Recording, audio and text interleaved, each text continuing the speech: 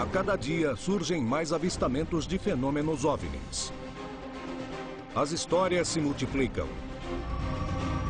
Os militares denunciam casos. Devido à possibilidade de existir vida em outros planetas, podemos dizer que nos visitam? Alguma coisa está para acontecer. Os indícios mostram que a verdade está cada dia mais perto. Contatos extraterrestres.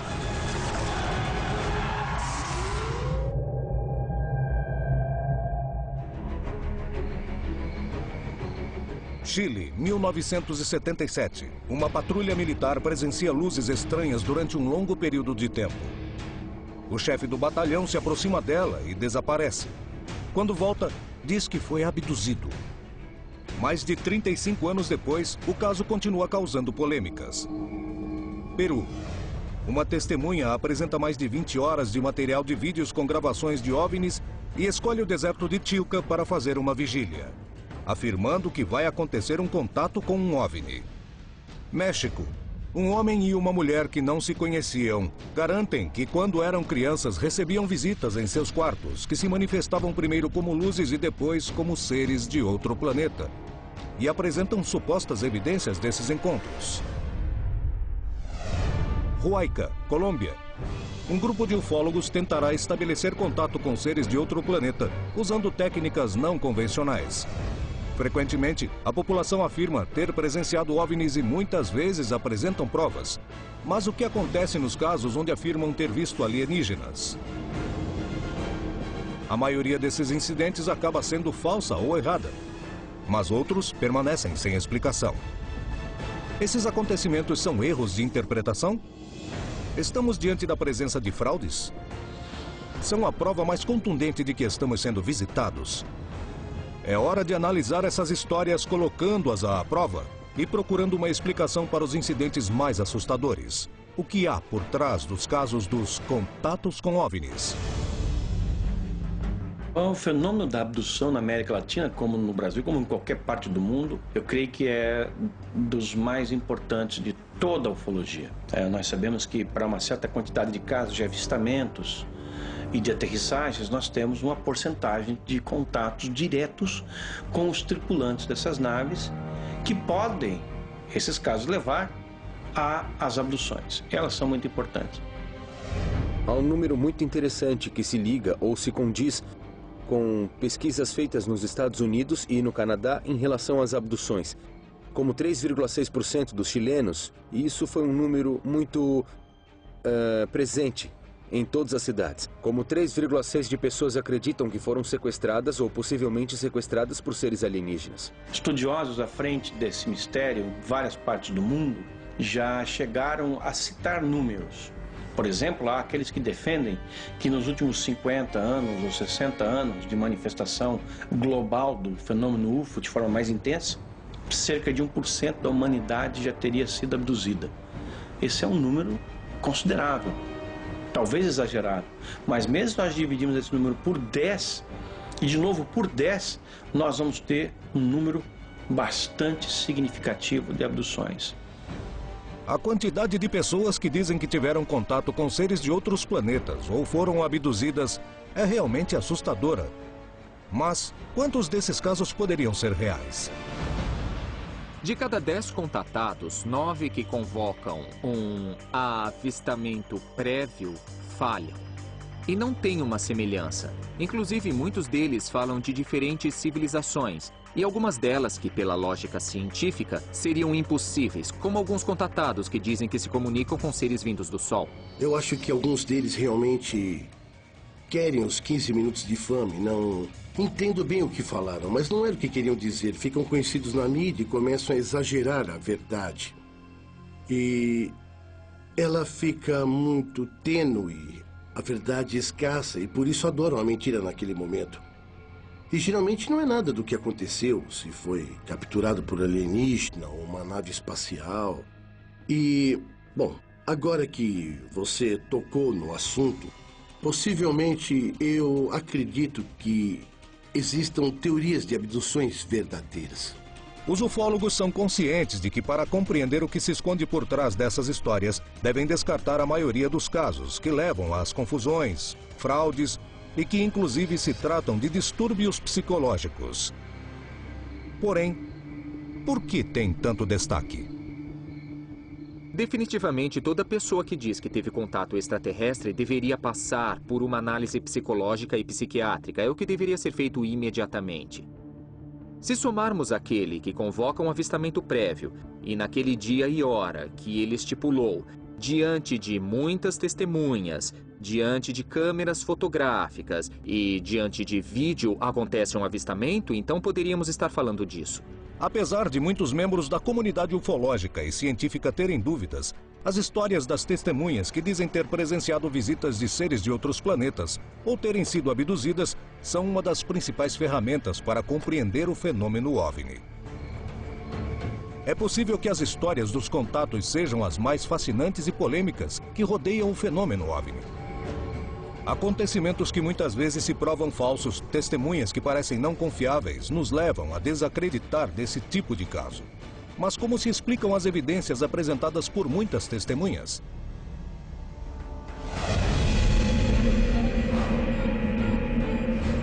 Na madrugada de 25 de abril de 1977, aconteceria um dos casos de avistamentos de OVNIs mais importantes do Chile e da região, que envolveu uma patrulha militar e que mais de 35 anos depois do ocorrido, continua causando polêmica entre investigadores e cientistas.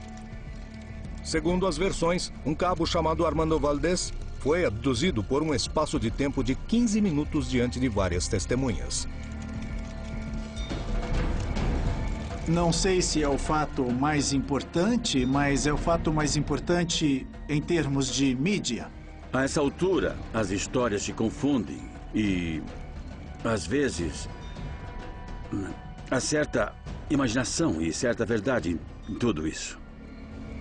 Apesar de alguns testemunhos irem mudando com o tempo, muitas das testemunhas presentes essa noite coincidem com seu relato sobre a ordem dos eventos. O que aconteceu naquela noite? Realmente foi uma abdução?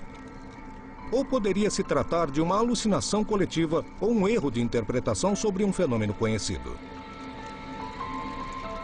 Um grupo de recrutas fazia a guarda em um aras militar próximo à fronteira do Chile com Peru e Bolívia, durante uma época de risco de guerra.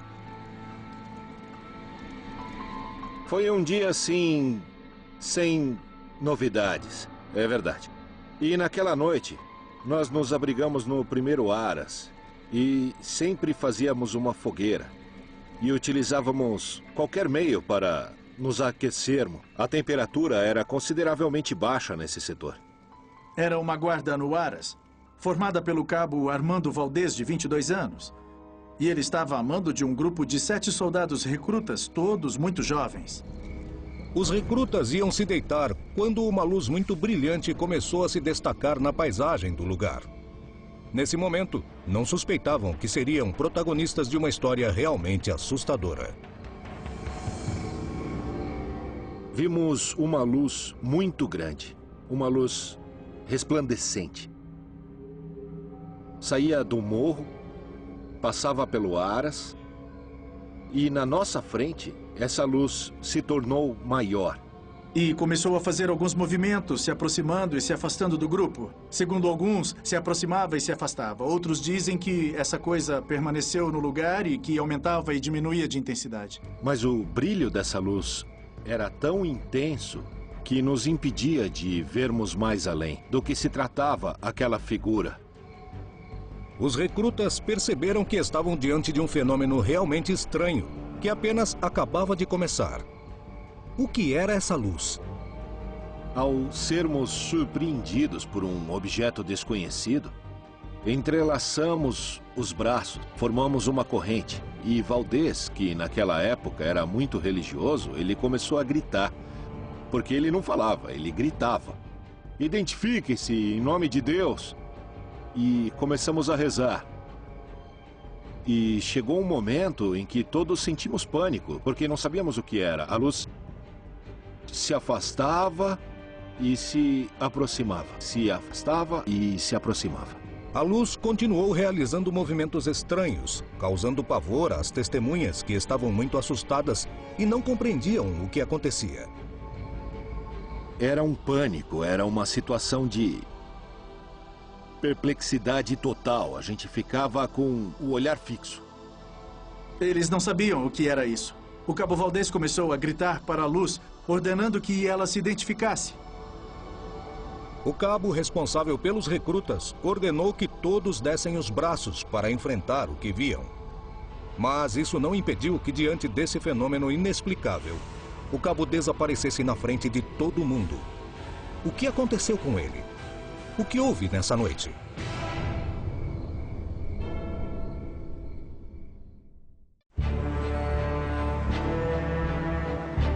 Os casos de pessoas que dizem ter tido contatos com seres de outros mundos são realmente muito numerosos.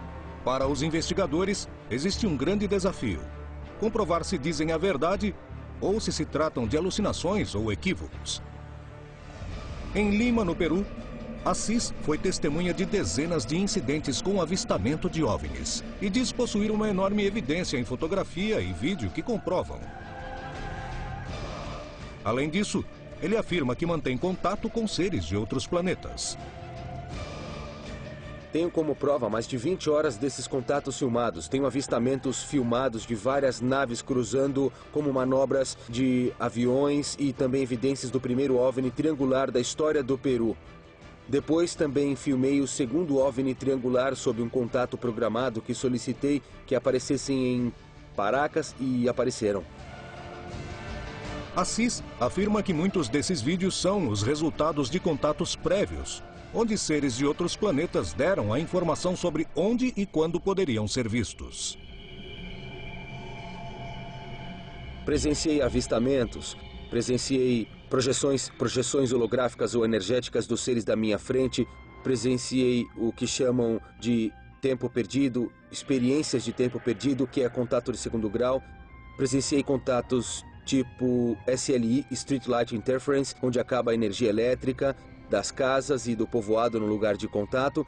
Presenciei experiências, do terceiro grau, projeções holográficas, e de quinto grau, que são mensagens telepáticas, que é como se comunicassem comigo. Assis gravou centenas de vídeos de luzes e objetos no céu. Desta vez, tentará realizá-lo diante das câmeras. Poderá se encontrar com os seres com os quais garante ter tido contato?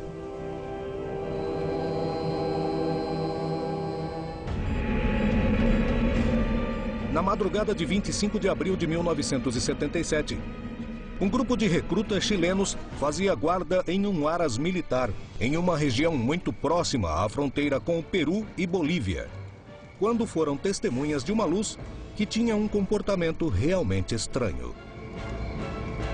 A luz se aproximou da região onde eles se encontravam e pousou sobre o lugar. O Cabo Valdez, que comandava o grupo, deu a ordem para que dessem os braços. Apavorados, os recrutas obedeceram, mas minutos depois, Valdez desapareceu diante de todos. A história que os soldados contam é que, exatamente em algum momento em que a luz aumentava e diminuía de intensidade, em algum momento o Valdez se separou deles e caminhou em direção da luz. E nisso a intensidade da luz aumentou e perderam o Valdez de vista. Não o viram mais. Depois que perceberam que Valdez não estava mais com o grupo, os recrutas decidiram ir procurá-lo, sem compreender o que estava acontecendo. E quando eles pretendiam sair para procurá-lo, dizem que ele reapareceu, como se o tivessem deixado ali. E ouviram ele dizer, rapazes, como se estivesse pedindo socorro, pedindo ajuda. De repente, escutamos uma voz gritando, rapazes! E uma voz desesperada.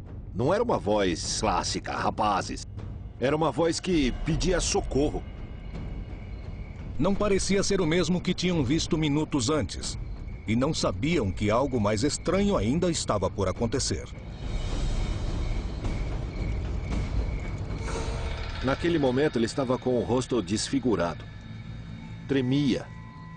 de pânico. Os olhos estavam fora da órbita. Pensamos que era frio e, logicamente, a luz sempre se manteve ali. Sempre. O tempo todo. Nós cobrimos ele e ele começou a gritar. E nesse momento ele disse uma frase que também se tornou famosa. Que ele falou com uma voz que não parecia a voz dele, era uma voz alterada. Vocês nunca saberão quem somos, nem de onde viemos e logo voltaremos. Hoje em dia eu acho muito complexo dizer que foi uma representação de Armando Valdez. Era uma época a qual você não podia brincar com isso em guerra não declarada. Era uma ditadura militar e eles também não eram militares de muita categoria. Ninguém nessa condição faria uma brincadeira. Valdez não tinha somente um comportamento estranho. Os recrutas também encontraram algumas alterações físicas no rosto do cabo e em seu relógio de pulso, que confirmaram que algo realmente estranho tinha acabado de acontecer. Quando olhamos, percebemos que o Valdez tinha uma barba crescida de uns 5 dias, aproximadamente. Ele tinha um relógio digital daquela época que mostrava os dias e calendário também. Digamos, ao invés de marcar 25 de abril, o relógio marcava 30 de abril e estava parado. Então eles relacionaram os 5 dias do relógio, da mudança de data, com o crescimento da barba. Existe algum fenômeno que possa explicar o que estava acontecendo com Valdez? A barba poderia ter crescido em tão pouco tempo?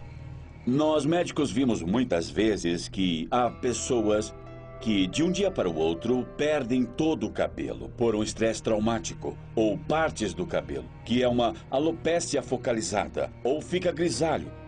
Mas não que a barba cresça ou que o fenômeno aconteça ao contrário. Além disso, um dos fatores que acontece nas regiões frias, por exemplo, é que o frio impede precisamente o crescimento da barba.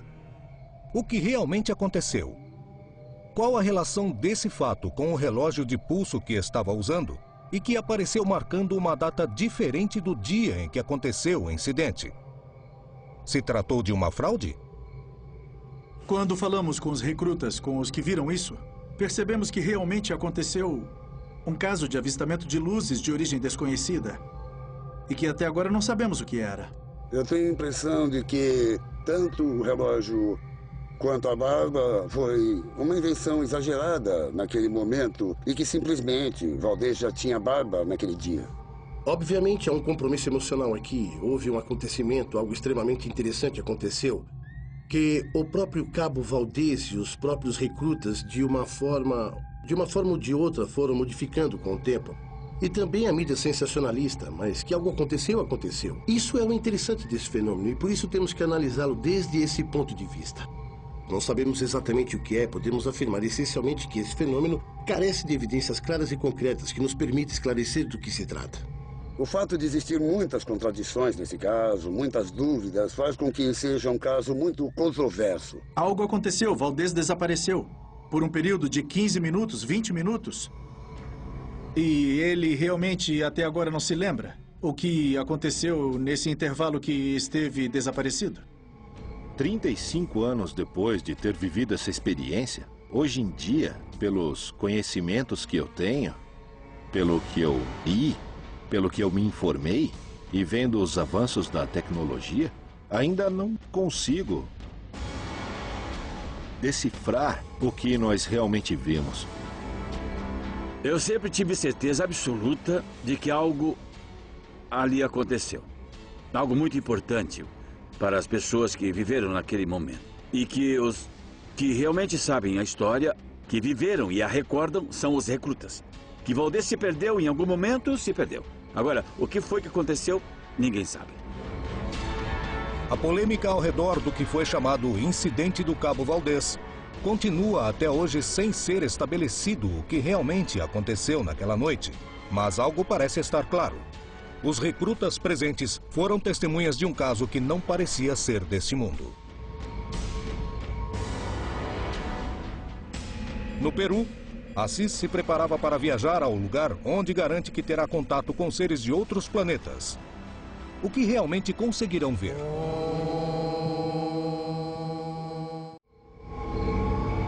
As histórias de contatados se repetem pelo mundo inteiro.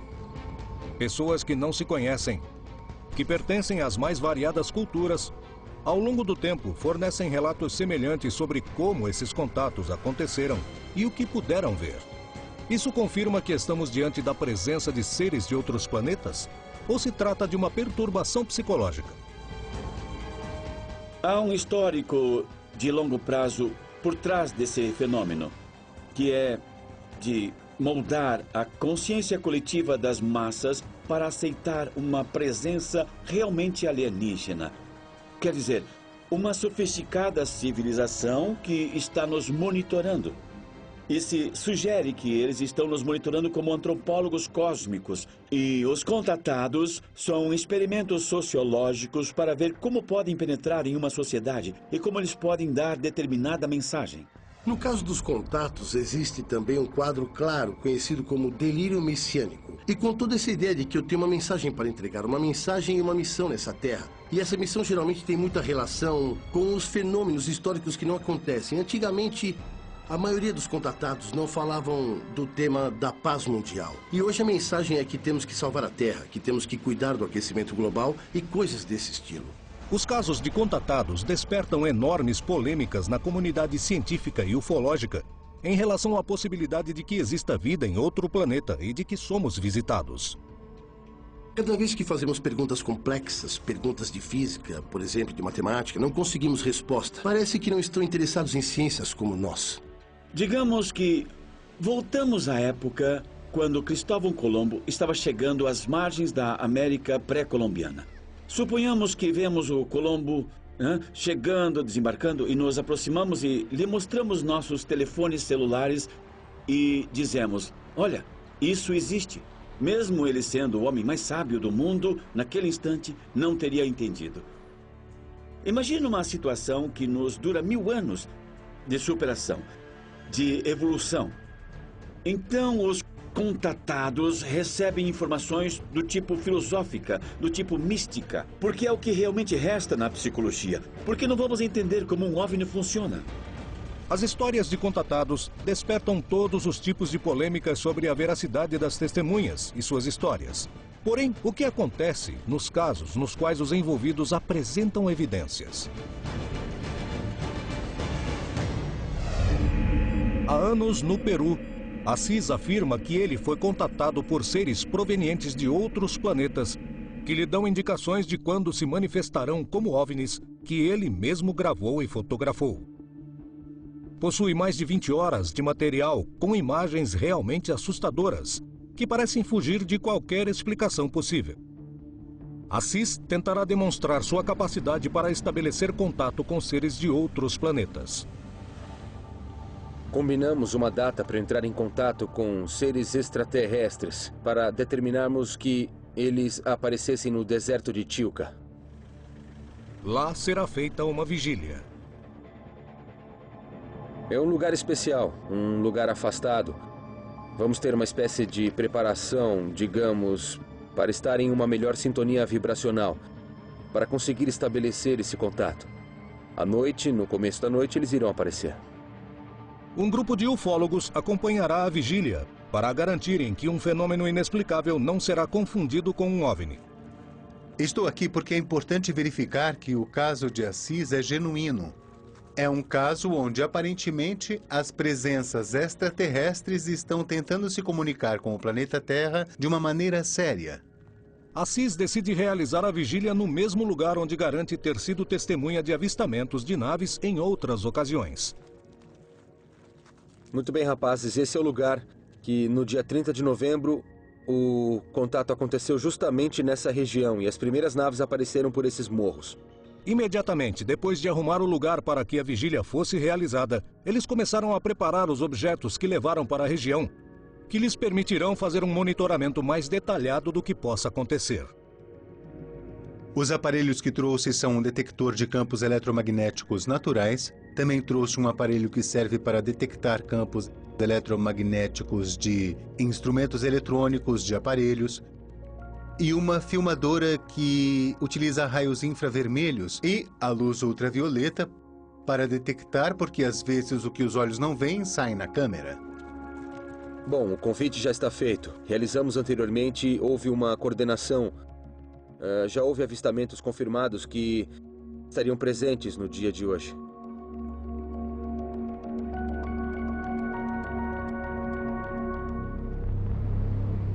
Depois de meditar, os ufólogos pegam seus equipamentos para medir qualquer tipo de variação física que possa acontecer no lugar. Eles utilizam aparelhos de monitoramento. Com a aproximação da noite, a expectativa cresce. Mas o que aconteceu com as câmeras? Infelizmente, não foi possível gravar, já que as primeiras naves apareceram assim que escureceu. Apareceram muito alto no deserto e os equipamentos não nos permitiu captá-los. Embora as câmeras não tenham registrado o fenômeno, os assistentes à vigília se mostraram satisfeitos com o resultado. Pudemos chegar à conclusão de que o contato programado realmente aconteceu, não é? Somos muitas pessoas que mantemos contato em nível mundial e muitas pessoas que tiveram ao longo da história da humanidade. As vigílias são uma maneira de provar as histórias dos contatados e estabelecer se estamos diante da presença de fraudes, confusões ou problemas psicológicos. Apesar dos ufólogos concordarem que a maioria desses casos não fornecem evidências indiscutíveis, uma pequena porcentagem gera dúvidas que nem a ciência consegue explicar. O que há por trás dessas histórias? No México, Cláudia Ruvalcaba e Héctor Galícia afirmam que desde pequenos tiveram o que se chama de visitas de dormitório, o que lhes permitiu ter um suposto contato com seres de outros planetas, que, segundo eles, continua até hoje e garantem ter provas. Os contatados no México. A história, a partir dos anos 40, fim dos 40, quando as pessoas começam a sair dos meios de comunicação, a fazer conferências, a fazer reuniões em grupos muito reduzidos, eram pessoas que garantiam manter uma comunicação direta com seres que vinham de diversos lugares, desde o planeta Marte, o planeta Mercúrio. Outros garantiam que vinham do Sol. Outros diziam que eram seres de luz, como Cláudia Ruvalcaba e Héctor Galícia, que afirmam que têm uma comunicação direta com seres que vêm de Andrômeda e que, bom, estão dando uma quantidade enorme de informações. Esta primeira comunicação acontece a partir dos 4 anos. Nas primeiras noites que eu me lembro, só apareciam alguns tipos de luzes no meu quarto. Quando essas luzes entravam no quarto, causavam uma espécie de vibração ou movimento, porque isso me acordava. Então, ao ouvir esses sons, essas frequências, parecia um enxame de abelhas, de zumbidos. Então isso me fazia acordar, me levantar e perceber que havia algumas luzes brincando no quarto, uma espécie de balões que entravam no quarto e giravam em uma alta velocidade e causavam principalmente esse movimento de vibração. Eu ia completar 8 anos quando, na casa onde morávamos, encontrei uma esfera. Quando vi essa luz pela primeira vez, senti várias sensações em meu corpo físico. Eu me lembro que tudo vibrava e quando somos crianças nos perguntamos 20 mil coisas se o que estamos vendo é real ou não. Era uma esfera desse tamanho que pulsava e se contraía. Eu calculo que tudo isso durou 4 meses. E havia noites que eu esperava para ver essa esfera e não via absolutamente nada. E acabava dormindo. Havia algumas noites que estava fazendo alguma atividade e de repente sentia a sensação em meu corpo e eu via a esfera. Essa primeira fase, digamos, durou 2 meses até que uma dessas luzes entrou no quarto. Eu ouvi, além da vibração e o som, uma espécie de batida. Isso me fez sentar e quando percebi, uma dessas bolas flutuava bem na frente da minha cama, na altura dos meus pés. Cláudia não podia imaginar que seria testemunha de uma experiência única que mudaria sua vida para sempre.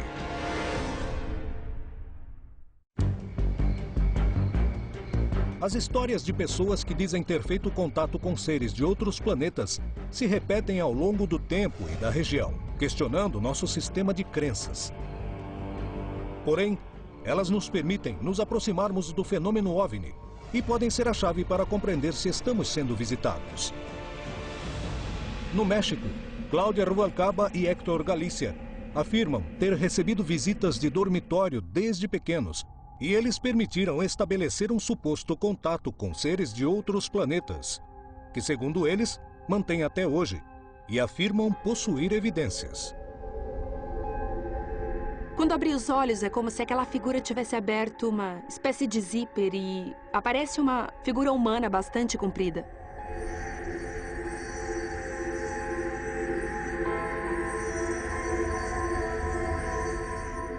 O auge dessa experiência foi quando eu vi que essa esfera se alongava pelo quarto e vi uma figura imperceptível, uma figura que para mim não era somente uma luz.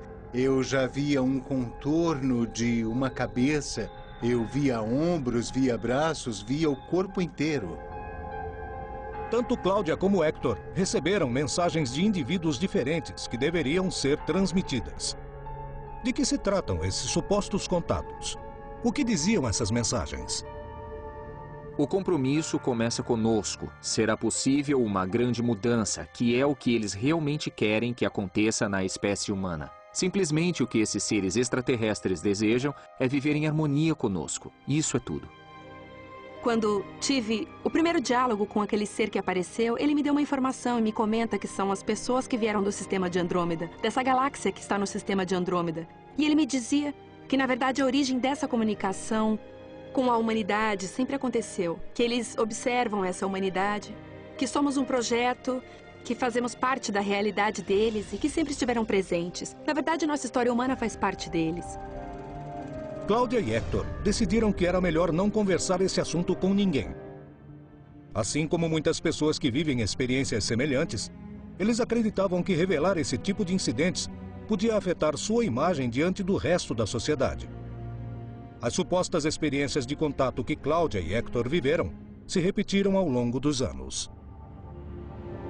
E foi aí que iniciou-se toda uma experiência de vida e começou toda uma história através deste encontro e através desses diálogos eu pude começar uma comunicação que continua até hoje. Depois que Hector e Cláudia se conheceram, as experiências começaram a ser cada vez mais intensas e constantes. E eles foram capazes de conservar evidências desses supostos encontros. No momento que vemos as fotografias desses seres luminosos que já estão em contato praticamente com essa luminosidade em uma fotografia, é quando dizemos: bom, na verdade acredito que alguma coisa importante está acontecendo nesse caso, onde esses contatados mencionam que não é só tirar uma fotografia e ver o que sai nela, e sim que há uma manifestação bem em frente a eles. Começam a tirar fotos e estão aparecendo em sequência, como se manifestam, como se movem esses objetos luminosos. Objetos luminosos para mim, para eles são seres de luz. Acreditamos que virão acontecimentos que despertarão a raça humana. É só uma questão de tempo, não é nada mais para nós do que uma questão de tempo. A maior parte dos contatados garante que são visitados por seres de outros planetas que deixam mensagens dirigidas para toda a humanidade. De que se tratam?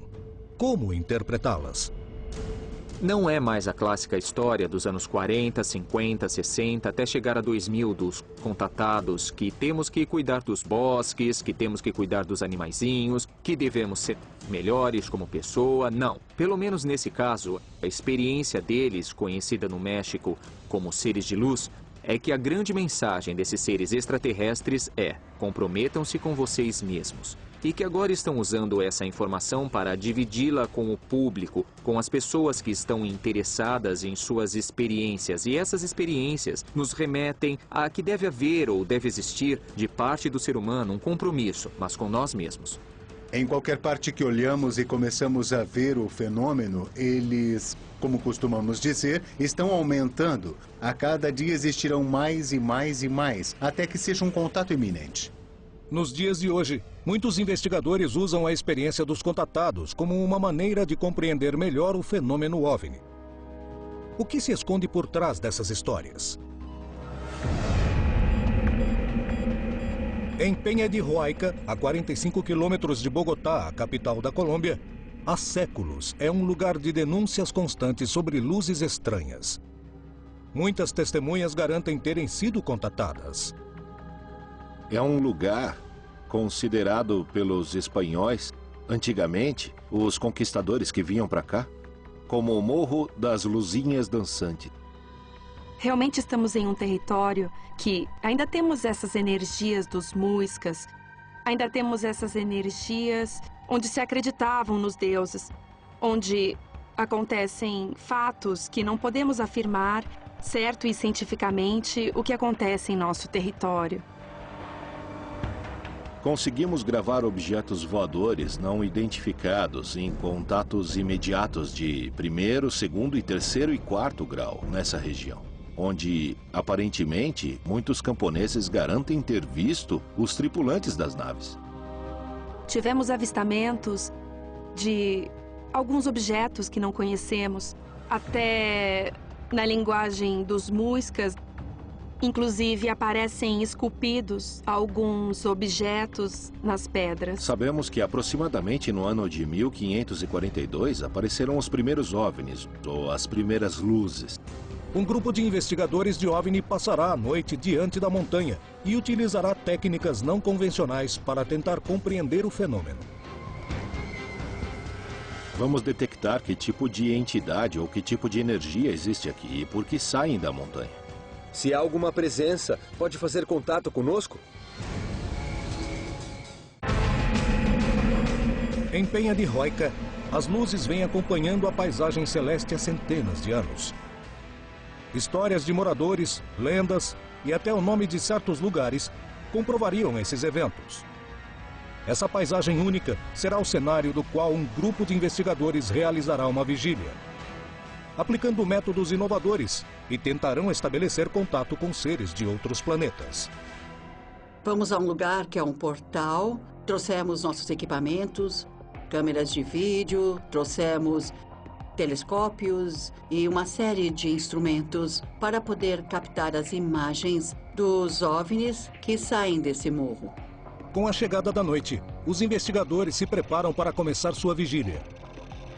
Eles não tiram os olhos dos equipamentos que emitem sons na presença de qualquer coisa. Vamos detectar que tipo de entidade ou que tipo de energia existe aqui e por que saem do morro. Aqui temos um ghoster, que é para nos comunicarmos desde o espírito elemental a uma energia elevada como são os alienígenas. Temos aqui a caixa espectral. Começa a captar os sons dessas energias que começam a se materializar. Se há alguma presença, pode fazer contato conosco? Vamos perguntar novamente e dessa vez com muito cuidado. Tá bom. Responda, por favor.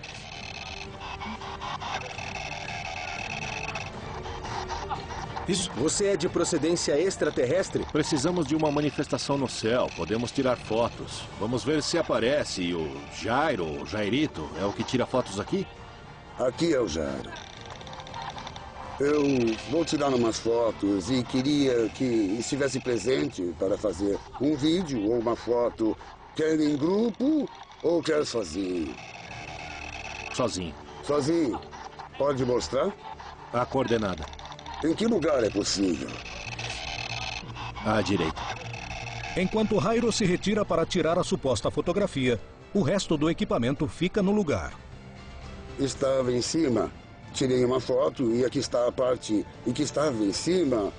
E eu disse, por favor, desça para tirar a foto. E que não se apresente com um aspecto físico. Sim, e sim, se apresenta como um aspecto de energia. Aqui ainda está escuro, mas se vocês olharem bem, vocês vão ver que está bem aqui. Os investigadores não permitiram que as câmeras os acompanhassem para registrar o momento da fotografia. Portanto, não há como saber se o que aconteceu naquele momento foi verdade. Nem é possível definir se a tecnologia não captou interferências de outro tipo. Porém, os avistamentos de luzes em Roica são uma constante. Qual é a verdade? Só resta o testemunho dos presentes, os quais estão convencidos de que o contato foi estabelecido.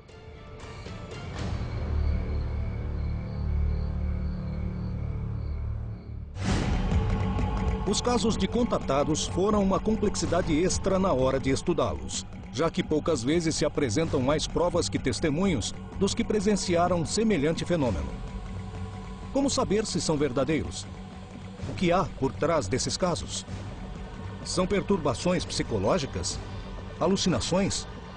Como se explicam os casos onde vários testemunhos viram o mesmo? A missão, por exemplo, dos grupos ufológicos, na maioria das vezes, é comprovar o fenômeno, né?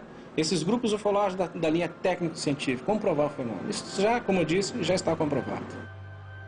Para as pessoas que afirmam que isso é apenas uma crença e que os únicos que viram e os únicos que acreditam em alienígenas são fazendeiros do interior do país, ou loucos, ou que são teoria da conspiração, não é verdade. Muitas pessoas afirmam que os presidentes viram OVNIs e os primeiros ministros se interessaram. Pessoas do escalão, tanto militares quanto governantes, são interessados em OVNIs. Porém, o fato de agências como a NASA admitirem que existem fenômenos OVNI equivale dizer que existe vida fora da Terra e que somos visitados.